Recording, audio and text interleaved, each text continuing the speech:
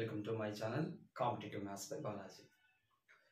Yes, మనము last క్లాస్లో part 1 of alligation చూసాము. Concept of alligation, method derivation and types of calculations చూసాము. And కొన్ని కీ పాయింట్స్ కూడా చూసాము. ఈరోజు ఆ పార్ట్ 1లో కొన్ని కీ పాయింట్స్ కింద సైడ్ కనబడలేదు అనిపించింది నాకు. సో మళ్ళీ ఇవి ఎక్స్ప్లెయిన్ చేస్తూ క్వశ్చన్స్ చూద్దాం. Okay, so today we are going to part 2 of allegation. Let us start our class now. Yes. Where we use allegation method. Allegation method ni ekkada upayoginchali manamu ane cheptanu okasari. When two entities are mixed to get third entity, in such cases we use allegation method. రెండు రకాల వస్తువులను కానీ ద్రవాలను కానీ కలిపి మూడో రకం తయారు చేస్తాం చూడండి, అటువంటి సందర్భాలలో అలిగేషన్ మెథడ్ ఉపయోగించాలి. ఇది మెయిన్ కీ పాయింట్. రెండవది, అలిగేషన్ మెథడ్ ఉపయోగించాలంటే వాటి యొక్క ప్రమాణాలు సమానంగా ఉండాలి. మూడవది, అలిగేషన్ దేనిపై ఉపయోగిస్తాం? ప్రమాణాలపై. ఆ ప్రమాణాలలో లవం పైన మనము అలిగేషన్ పద్ధతిని ఉపయోగిస్తే హారాల యొక్క నిష్పత్తి వస్తుంది. వాటికి సంబంధించి కొన్ని ఎగ్జాంపుల్స్ చూద్దాం.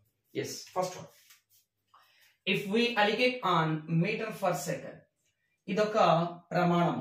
మీటర్ ఫర్ సెకండ్ అనేది ఒక unit.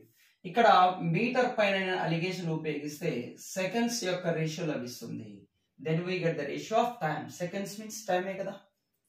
If we alligate on rupees for litre, rupees పైన మనం అలిగేషన్ ఉపయోగిస్తే then we get the ratio of volume.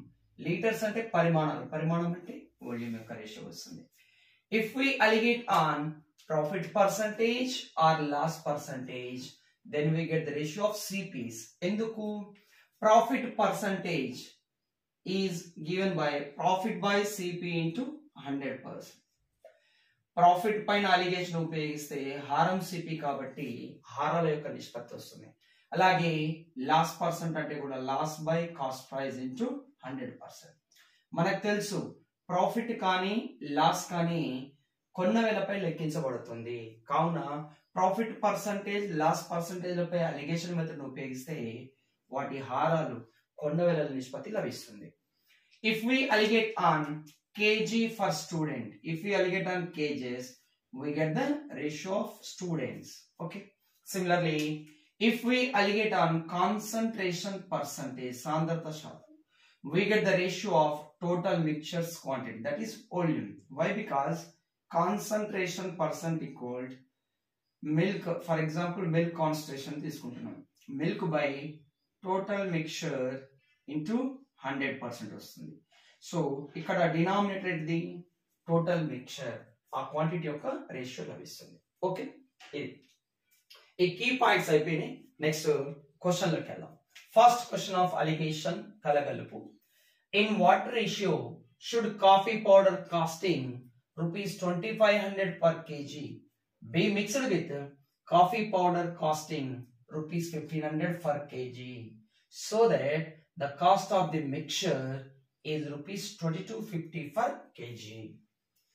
రూపాయలు 2500 ఫర్ కేజీ కామా రూపాయలు 1500 ఫర్ కేజీ విలువ గల రెండు రకాల కాఫీ పౌడర్లను ఏ నిష్పత్తిలో కలిపినా వచ్చు మిశ్రమం విలువ రూపాయలు 2250 ఫర్ కేజీ అగును. ఈ రెండు మిశ్రమాలను, ఇంత ధర గల కాఫీ పౌడర్ మిశ్రమాలను ఏ నిష్పత్తిలో కలిపితే వచ్చు మిశ్రమం 1 కేజీ ధర 2250 అవుతుంది అంటున్నాడు. ఎస్, టైప్ 1 మొదటి రకం కాఫీ పౌడర్ ధర 2500 రూపీస్ ఫర్ కేజీ. రెండవ రకంది 1500 రూపీస్ ఫర్ కేజీ. అండ్ మిశ్రమం ధర కూడా ఇచ్చేసాడు. మిశ్రమం ధర ఎంత? 2250 rupees for kg. Yes, basic class లో చెప్పినట్టు మనము వీటి యొక్క డిఫరెన్స్ తీసుకోవాలి. డిఫరెన్స్ తీసుకుంటే ఏది నిష్పత్తి వస్తుంది మనకి? Ratio of quantities. ఎందుకు? రూపీస్ పైన అలిగేషన్ ఉపయోగిస్తే కేజెస్ యొక్క రేషియో వస్తుంది. రైట్, 2500 మైనస్ 250 తేడా 250.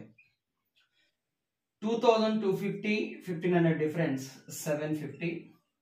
0 0 ఒకటి రేషియో కావాలి మనకి 25 3s ఆర్ 25 1s 3:1 అనగా ఈ రెండు రకాల కాఫీ పౌడర్లను 3:1 నిష్పత్తిలో కలిపితే ఆ మిశ్రమం కేజీ ధర 2250 రూపాయలు అవుతుంది. ఓకేనా స్టూడెంట్స్? Next question number 2.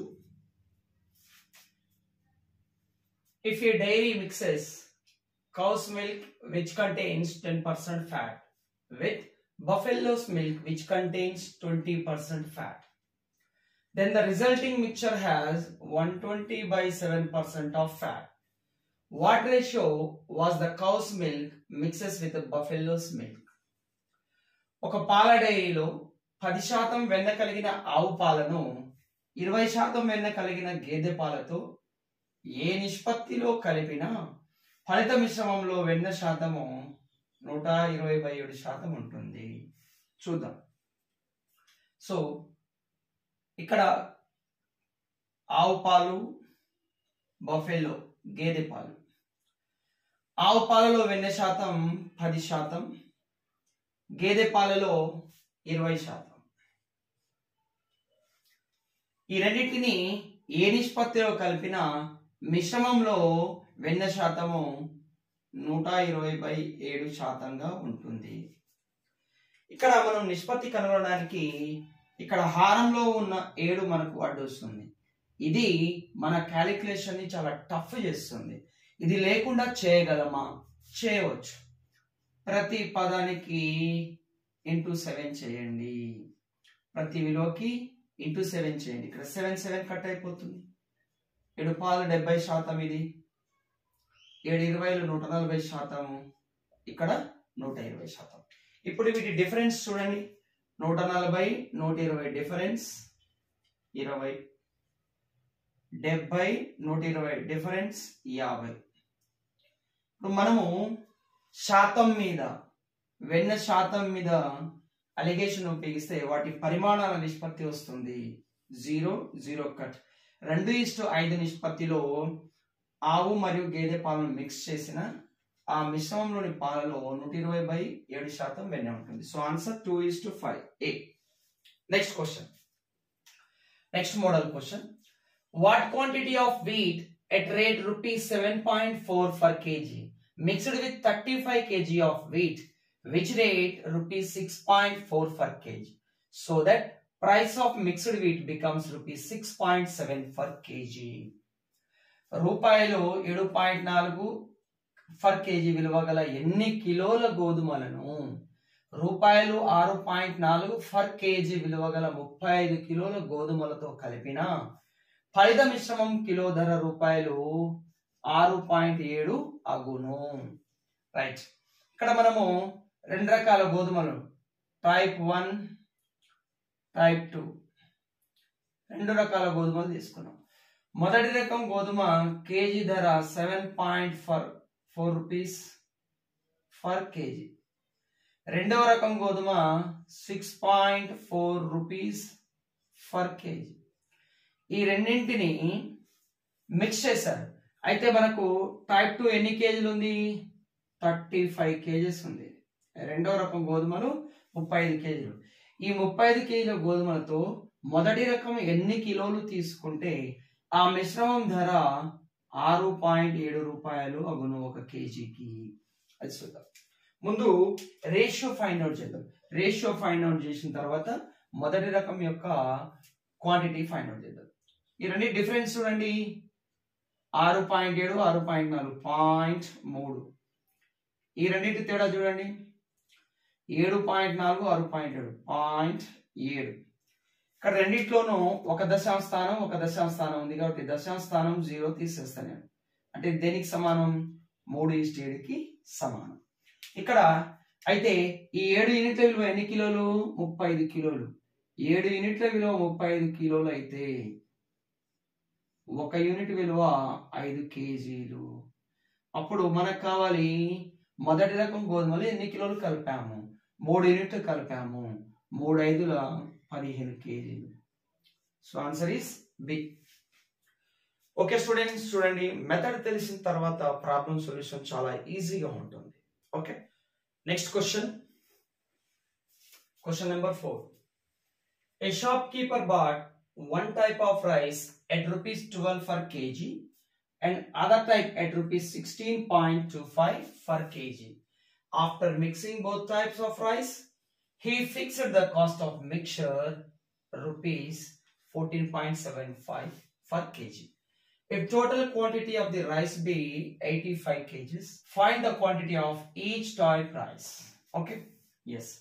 ఒక దుకాణదారుడు రెండు రకాల బియ్యం, ఒక కేజీ ధర రూపాయలు 12 గలది, ఒక కేజీ ధర రూపాయలు 16.5 కలవి కొన్నాడు.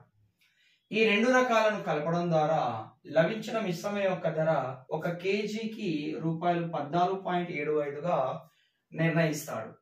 మొత్తం మిశ్రమం పరిమాణం 85 కేజీలు అయిన ఆ రెండు రకాల బియ్యపు పరిమాణాలు కేజీలలో ఎంతెంత?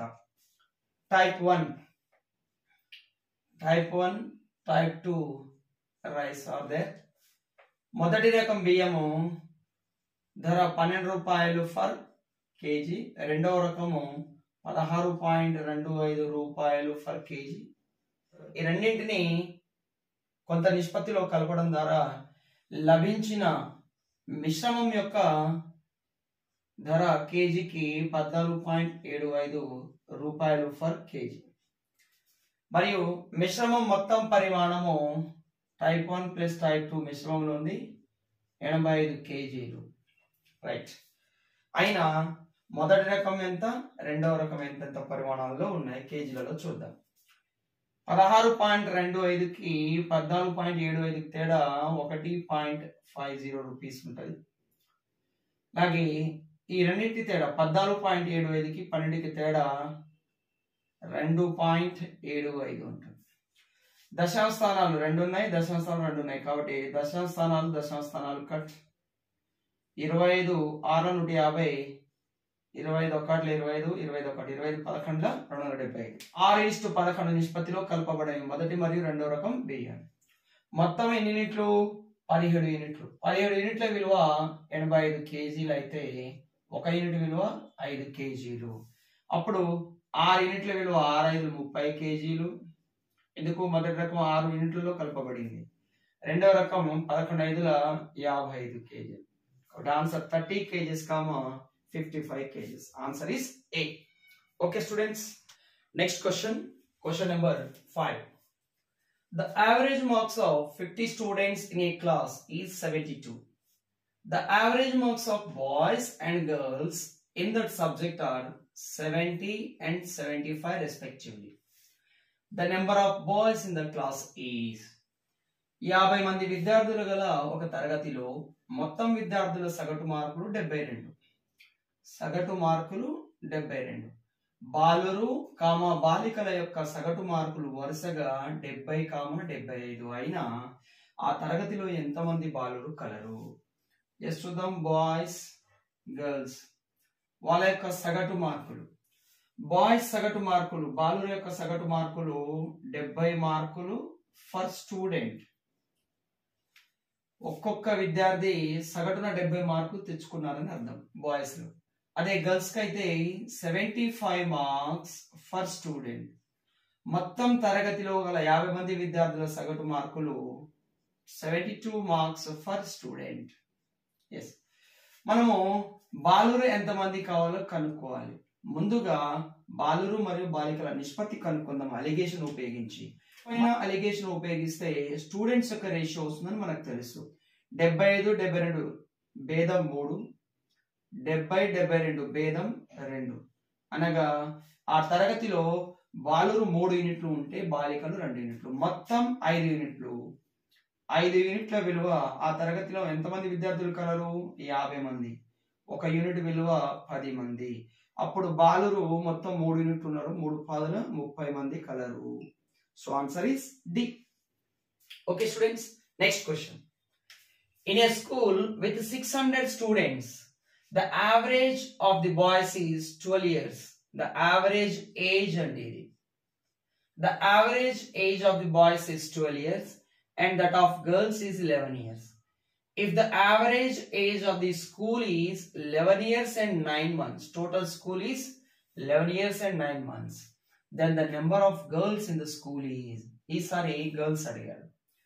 600 మంది విద్యార్థులు గల ఒక పాఠశాలలో బాలుర యొక్క సగటు వయస్సు 12 సంవత్సరాలు, బాలికల యొక్క సగటు వయస్సు 11 సంవత్సరాలు మరియు మొత్తం విద్యార్థుల సగటు వయస్సు 11 సంవత్సరాల 9 నెలలు అయినా బాలికల సంఖ్య ఎంత? ఇక్కడ సగటు వయస్సు సంవత్సరాలు మరియు నెలలో ఇవ్వబడింది. మనము సంవత్సరాలను నెలల్లో కన్వర్ట్ చేసుకోవాలి, మంత్స్ నన్న ఇయర్స్ లోకి కన్వర్ట్ చేసుకోవాలి. చూద్దాం. Boys average age 12 years for student. Girls average age 11 years for student. మొత్తం యావరేజ్ వచ్చేసి 11 సంవత్సరాల 9 నెలలు. 11 సంవత్సరాల 9 నెలల్ని నేను సంవత్సరంలోకి మార్చాలంటే 9ని 12 చేత భాగించాలి. 3 3s 3 4s అనగా 11 years 3/4 years. ఇది మిశ్రమ భిన్నం, అపక్రమ భిన్నంగా మారుద్దాం. చూడండి, ఓకేనా? దీన్ని మళ్ళీ అపక్రమ భిన్నంగా మారుస్తాం. 4 11 44 ప్లస్ 3 47/4 ఇయర్స్ ఫర్ స్టూడెంట్. ఇది మొత్తం తరగతి, రైట్? కానీ ఇక్కడ మనకు డిఫరెన్స్ చూడాలంటే నాకు వచ్చిన బాధల్లా ఈ హార్లో ఉన్న 4 ద్వారా నా క్యాలిక్యులేషన్ కష్టం అవుతుంది. ఇది పోగొట్టడానికి నేను ప్రతి పదానికి ప్రతి విలువకి 4 చేత గుణిస్తా. అప్పుడు లవము హారం క్యాన్సిల్ అయిపోతాయి. 12 48, 11 44, ఇక్కడ 47. తేడా చూద్దాం. 44 47 తేడా 3, 48 47 తేడా 1. అనగా ఆ పాఠశాలలో బాలురు 3 యూనిట్లు ఉంటే బాలికలు 1 యూనిట్. మొత్తం ఎన్ని యూనిట్లు మరి? 3 + 1 4 యూనిట్లు. 4 యూనిట్ల విలువ ఆ పాఠశాలలో గల విద్యార్థులు మొత్తం 600 మంది. 4 15 60 4 0 0. 1 యూనిట్ విలువ వచ్చేసి 150 మంది. బాలికలు కూడా 1 యూనిట్ ఉన్నారు కాబట్టి ఎంతమంది బాలికలు ఉన్నట్టు? ఆ పాఠశాలలో 150 మంది బాలికలు ఉన్నట్టు. Okay students, next question number 7. An army of 12,000 consists of Europeans and Indians. The average heights of Europeans is 5 feet 10 inches and that of Indians is 5 feet 9 inches and that of whole army is 5 feet 9 whole 3/4 inches. Then find the number of Indians in the army. See here the given values are very typical to solve these questions. Okay. ఒక సైనిక శిబిరం యూరోపియన్లు మరియు భారతీయులతో కలిపి మొత్తం 12,000 మంది సైనికులు colour. యూరోపియన్ల యొక్క సగటు ఎత్తు 5 ఫీట్ల 10 ఇంచులు, భారతీయుల యొక్క సగటు ఎత్తు 5 ఫీట్ల 9 ఇంచులు మరియు మొత్తం సైనికుల సగటు ఎత్తు 5 ఫీట్ల 9.34 ఇంచులు అయిన భారతీయ సైనికులు ఎందరు? చూడండి, ఇక్కడ విలువలన్నీ కూడా ఫీట్లు ఇంచులలో మార్చండి. మనం మొత్తం దాన్ని ఇంచులలోకి మార్చాం.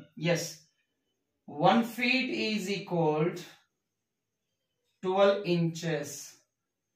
1 feet అంటే 12 ఇంచులు. దాన్ని ఉపయోగించి మార్గం. ఇక్కడ యూరోపియన్స్, ఇక్కడ ఇండియన్స్. ఎత్తు చూద్దాం. యూరోపియన్ల సగటు ఎత్తు 5 ఫీట్ల 10 ఇంచులు. 5 ఫీట్లు అంటే 5 × 12 12 60 ఇంచులు ప్లస్ 10 ఇంచులు మొత్తం 70 ఇంచులు. ఇది యూరోపియన్స్ యొక్క సగటు ఎత్తు. తర్వాత భారతీయుల సగటు ఎత్తు 5 ఫీట్ల 9 ఇంచులు. 5 ఫీట్లు అంటే 5 12 60 ఇంచులు అవుతుంది. 60 ప్లస్ ఇక్కడ 9 69 ఇంచులు. అలాగే మొత్తం సైనికుల శిబిరంలో గల యూరోపియన్లు, ఇండియన్స్ అందరి యొక్క సగటు ఎత్తు 5 ఫీట్ల 9.34 ఇంచులు. 5 ఫీట్లు అంటే 60 ఇంచులు ప్లస్ 9 69 ఇంచులు. 69 ఇంకా 30 ఇంచు ఉంది. దీన్ని మారుద్దాం. మిశ్రమ భిన్నం ఉంది, మనం అపక్రమ భిన్నంలోకి మారుద్దాం. 4 9 36 ప్లస్ 3 39. 4 6 24 ప్లస్ 3 27/4 అన్ని ఇంచుల్లోకి మారిపోయింది. కానీ నేను క్యాలిక్యులేషన్ చేయడానికి ఈ విలువ కొంచెం టఫ్ గా ఉంది కాబట్టి ప్రతి విలువను 4 చేత గుణిద్దాం. లవం 4 6 4 కష్ట అవుతుంది. ఇక్కడ చూడండి 4 69 ఎంత 4 9 36 24 ప్లస్ 3 27 276 7 4 28 74 280. డిఫరెన్స్ చూడండి అమ్మా 279 76 డిఫరెన్స్ ఎంత ఉంది? తేడా చూడండి 3 యూనిట్లు. ఈ రెండింటి తేడా చూడండి 280 279 1 యూనిట్. అనగా ఆ సైనిక శిబిరంలో యూరోపియన్లు 3 యూనిట్లు ఉంటే ఇండియన్స్ 1 యూనిట్ ఉంటారు. కానీ మొత్తం శిబిరంలో గల సైనికులు 12,000 మంది. 3 + 1 4 యూనిట్ల విలువ 12,000 మంది. అప్పుడు 1 యూనిట్ విలువ 3,000 మంది. మనకు కావాల్సిన భారతీయ సైనికులు వారు 1 యూనిట్ విలువ 3,000. So answer is A. Next question 8th one. The average weight of boys in a class is 69.3 kgs and that of the girls in the same class is 59.4 kgs. If the average weight of all the boys and girls in the class is 63.8 kgs, then the percentage of number of boys in the class is. ఈసారి బాలుర యొక్క శాతం అడిగిండు ఆ తరగతిలో. Okay, yes. Boys girls units same ఉన్నాయి, అందరి వెయిటే చూస్తున్నాం మనం కాబట్టి యూనిట్స్ రాయాల్సిన అవసరం లేదు. ఇక్కడ నుంచి బాయ్స్ యొక్క సగటు బరువు 69.3 కిలోలు, బాలికల యొక్క సగటు బరువు 59.4 కిలోలు, మొత్తం తరగతి యొక్క సగటు బరువు 63.8 కిలోలు. అయినా ఆ తరగతిలో బాలురు ఎంత శాతం కలరు? శాతంలో తెలపాలి. ఈ తేడా చూడండి 59.4కి 63.8 మధ్య తేడా 4.4,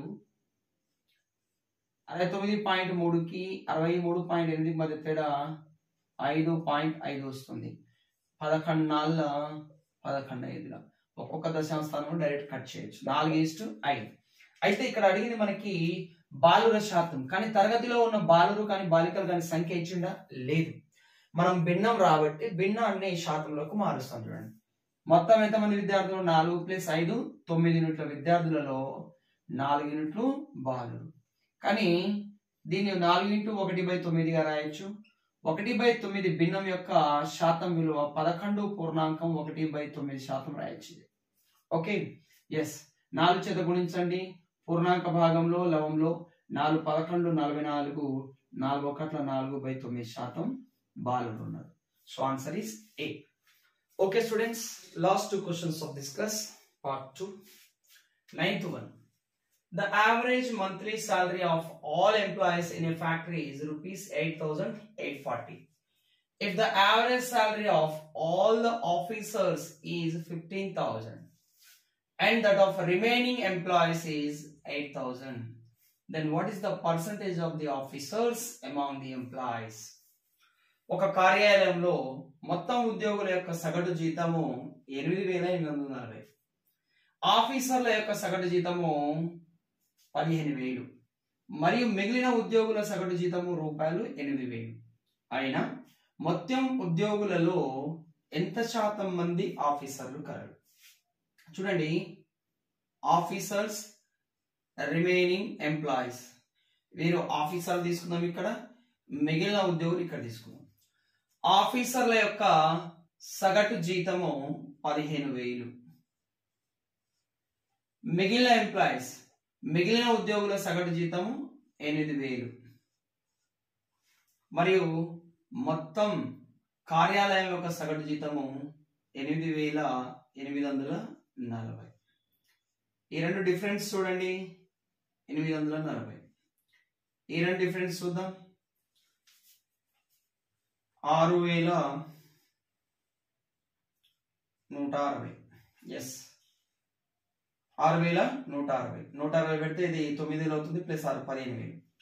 నిష్పత్తి తీసుకుని రెండింటిది 0 0 కట్. 4 21 4 1 4 2 1 21 4 5 20 4 4 16 154. అయితే మనము ఉద్యోగులలో ఆఫీసర్లు ఎంతమందో కావాలి, కానీ మొత్తం కార్యాలయంలో ఎంతమంది ఉద్యోగులు మనకు తెలియదు. నిష్పత్తి ప్రకారం రాబడతాం. 21 + 154 మొత్తము 175 మంది యూనిట్ల ఉద్యోగులు కార్యాలయంలో, అందులో ఆఫీసర్స్ ఎంతమంది? 21. ఆఫీసర్స్ పర్సంటేజ్ కావాలి కాబట్టి ఇంటూ 100% చేద్దాం. ఇప్పుడు 25 ఏళ్ళ 175, 25 4 7 1 7 3 3 ఇంటూ 4 12% మంది ఎవరు? ఆఫీసర్స్. ఓకేనా? Right. Next and last class of part 2. In a class, the average score of girls in an examination is 73 and that of boys is 71. The average score for the whole class is 71.8. Find the percentage of girls. ఒక తరగతిలోని పరీక్షలో బాలురు బాలికల యొక్క సగటు మార్కులు 71, 73 మరియు మొత్తం విద్యార్థుల సగటు మార్కులు 71.8 అయినా ఆ తరగతిలో బాలికలు ఎంత శాతం ఉన్నారు? బాయ్స్ గర్ల్స్ తీసుకుందాము. బాయ్స్ సగటు మార్కులు 71, girls the 73, total class the 71.8, difference వచ్చేసి 1.2, డిఫరెన్స్ వచ్చేసి 0.8. ఒక దశాంశ స్థానం 4 2 4 3 3:2. అయితే ఆ తరగతిలో మొత్తం విద్యార్థులు ఏమీ ఇవ్వలేదు కాబట్టి నిష్పత్తి నుండి రాబడతాం.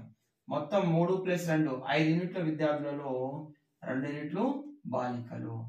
2 ఇంటూ 1/5 రాయొచ్చు. 1/5 యొక్క శాతం విలువ 20%. 20కి డబుల్ చేస్తే 40% గర్ల్స్. గర్ల్స్ ఎంతమంది? 40%. So answer is A. Okay friends.